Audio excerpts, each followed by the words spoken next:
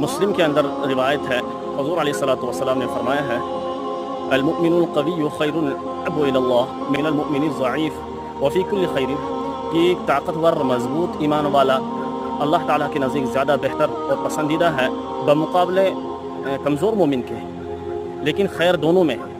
और यहाँ पर मज़बूत मोमिन से सिर्फ जिस्मानी ताकत मुराद नहीं है, बल्कि इस हदीस से ये भी मतलब मुराद है कि वो मज़बूत हो ईमान के एतबार से, अमल सालिह के एतबार से भी मज़बूत हो, यानी अमल सालिह पर इस्तिक़ामत हो। और जिस्मानी ताकत भी मुराद है उस मोमिन के मुकाबले में जो कमज़ोर है, यानी मोमिन तो वो भी हैं लेकिन जिस्मानी एतबार से कमज़ोर है, या जो है इबादत के मामले में कमज़ोर है, लेकिन खैर दोनों के अंदर है। क्योंकि इंसान को रूहानी सेहत के साथ साथ जिस्मानी सेहत का भी ख्याल रखना चाहिए।